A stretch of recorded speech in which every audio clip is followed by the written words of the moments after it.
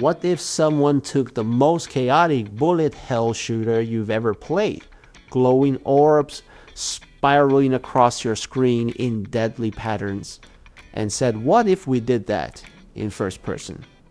That is Luna Abyss, and today we're breaking down the combat system because this game does things I genuinely haven't seen in a first-person shooter before. Welcome back everyone. Luna Abyss from Quelle Labs drops May 21, 2026. This video is purely about the combat, not the story, not the lore, just the mechanics. Let's get into it. On the surface, Luna Abyss is a first-person shooter, but calling it just an FPS is like calling Dark Souls just a hack and slash. Technically true, completely missing the point. Luna Abyss is built on a Shmup foundation, shoot 'em up, the genre behind games like Ikaruga and Hall. Shmups are about reading dense projectile patterns and threading through them while dealing damage, pattern recognition, spatial awareness, split-second decisions.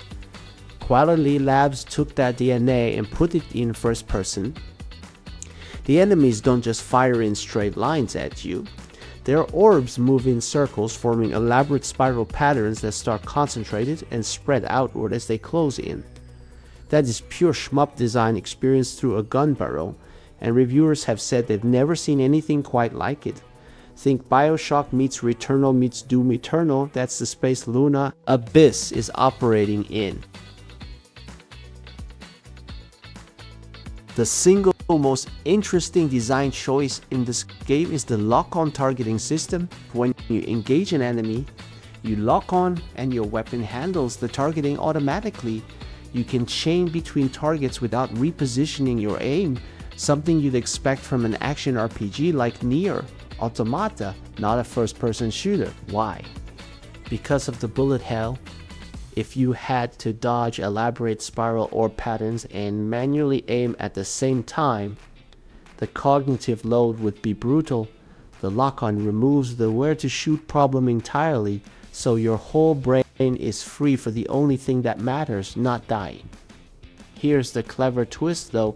In regular encounters, the lock-on is so effective, it can feel almost too comfortable. Then you hit a boss, and suddenly it's just one tool among many as the pressure skyrockets. The game uses your own comfort with the system against you. That's brilliantly mean design. Every preview that covers the demo boss has the same reaction. Holy crap, that is not hyperbole. Boss encounters in Luna Abyss take every mechanic you've learned and amplify everything. Projectile patterns get dramatically more complex. The lock-on, which carried you to regular combat, isn't enough on its own anymore. Movement stops being helpful and becomes a survival necessity. The shield, the dash, the weapon switching, the heat management, it all has to work together simultaneously under maximum pressure. One preview described it perfectly. The boss is where Luna Abyss shows its best self, fully leaning into that FPS shmup identity. Pattern recognition becomes critical. Strategy becomes essential. And when you finally clear it after several attempts, the satisfaction is immense. These fights synthesize everything the game has taught you into one demanding, spectacular moment. If the full game's boss roster matches what the demo showed, this could be one of the best boss lineups in an FPS in years. So that's the Luna Abyss combat system, and the more you break it down, the more intentional every piece feels.